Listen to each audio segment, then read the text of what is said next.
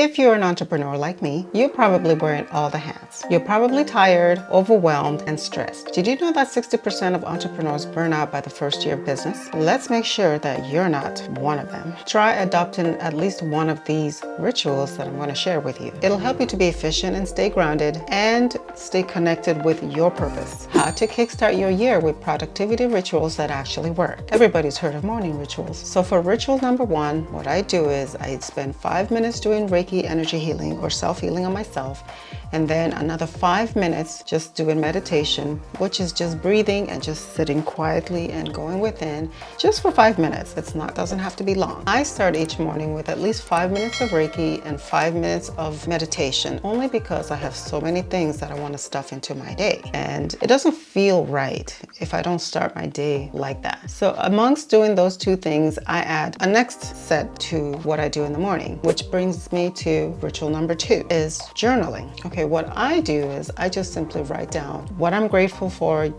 waking up, grateful for having a restful night, grateful for being able to start the day on a good note. I start my journaling with the things that I'm grateful for. I've made it a conscious effort to always do that simply because it kind of brings your mind into a place of gratitude. It brings your mind into thinking on a positive note rather than a negative note. Let's say that you woke up from a bad dream or you were having a bad dream or you didn't rest well. You don't want to start your day on that note. You just want to bring yourself back and start thinking, oh, I'm grateful for this, I'm grateful for that. You know, when you're writing in your journal, one of the things that you could do is to ask yourself, what do I want to accomplish today? Or what do I want to accomplish for the week, depending on when you're doing this.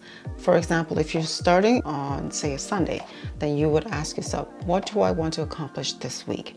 But if you are doing it on a Monday or Tuesday or Wednesday, you could just say, what do I want to accomplish for today? Make yourself a list, hopefully it's not a long list, and pick 3 things that you want to accomplish for the day. Now, if you get through to getting one done, because life will be lifing, if you get one thing done, then celebrate it. Be happy with that and just know that, tomorrow you'll have an opportunity to maybe get 2 things accomplished on your list of things that you would like to accomplish for the day. It's not about perfection. It's about gaining clarity. You might have a little bit of a challenge, especially if it's just that you're just starting out to do this. Give yourself a little grace, okay? So this brings me to ritual number 3, time blocking. What I'm doing is to have like an ideal day. This is the way I would like my day to go. And if it doesn't go exactly like that, I'm okay with it. So I've broken my day into 3 parts. There's the very early morning time, and then there's the morning to afternoon time, and then there's the late afternoon to like evening going into night. That's how it works. I have time for myself in the morning and what I'm working on in my business. Also have some time for self-care, focus on homeschooling. And in between doing all of that, being an entrepreneur, you still have to focus on your business. You have to focus on your marketing. You have to focus on social media. For me, at this moment, you can try the Pomodoro technique, which that particular technique, you spend 25 minutes working on something and then you take a 5-minute break. The way I use it is I do it for 35 minutes and 5-minute break only because the homeschooling subjects that we do they're 40 minutes long. So in order to kind of work side by side with my son while he's doing what he needs to do for school, I'm sitting next to him, so we kind of share that time. Ritual number 4 that you could try is to check your consistency. What do I mean by that? So basically every Sunday you reflect on how your week went. How did your week go? Ask yourself, what drained me? What fueled me? What gave me energy? What was I excited about this week? This helps you to start every Monday with clarity, focus, and purpose. In order to be able to be consistent with the things that you do, one of the things that has been a game changer for me is batching. One of the things that I'm learning how to do is to focus on one type of task at a time. So for example, when I'm doing my pins, my Pinterest pins, first I do the written part of it, I lay them out, and then I do the design part of the pins, and then the last part is to find the images that go into it. I know that's kind of long and dragged out, but when I have different things going on, that's the best thing that I can come up with. So maybe you could try it too. So ritual number 5 is self-care, and I'm smiling because my daughter,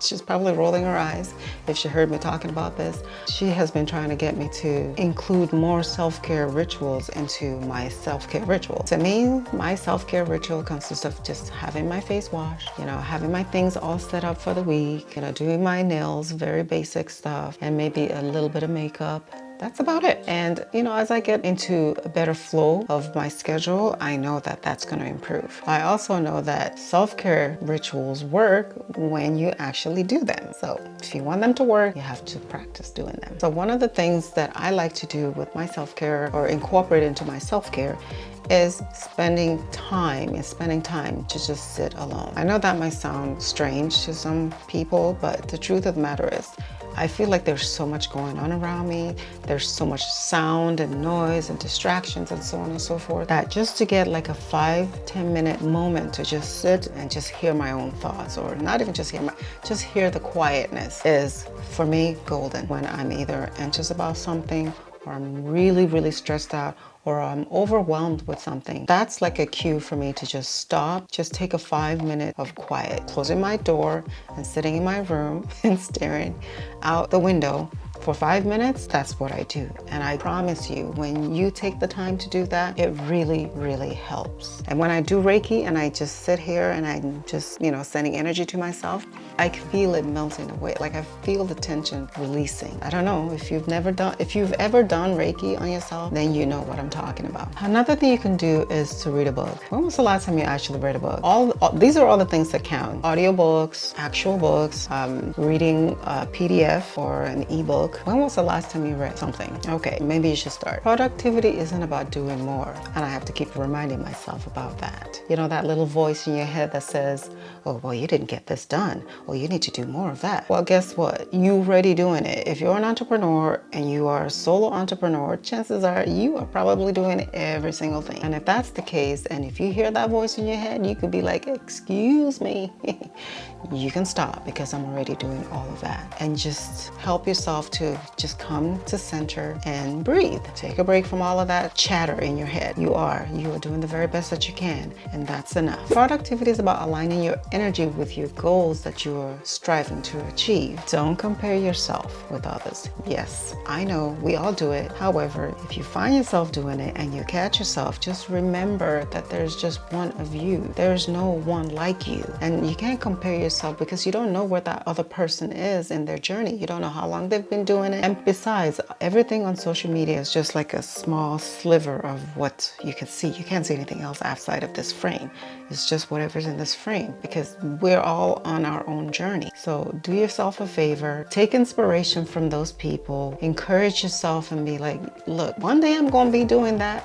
One day I'm going to be just like that, and feel good about where you're at. I know it's easier said than done, but do your very best. No matter what you're looking at, what you're comparing yourself to, what you're saying to yourself, just remember to start small. Give yourself grace. Give yourself the opportunity to rise to the occasion, and take it one step at a time. Now, I've said a lot of different rituals that you can try. Just pick the one that resonates most with you and start there. And you don't even have to start in a great, grand, whatever. Just pick one thing that you like and pick a portion of that one thing that you like, that you feel you can do, and start there. Take a small step towards it. Whether it's, if you want to do some grounding, for example, I'll put up a video to help you to learn how to better do that. And yes, you may be in this part of the world where there's snow and it's cold and you're not getting ready to put your foot in the snow. That's fine. You could still do grounding, in different ways. This video will help you to do that. So maybe batching is something that you're more interested in, especially if you are a solopreneur and you are online, or you're trying to get online and you've got other things in your life and other things that are,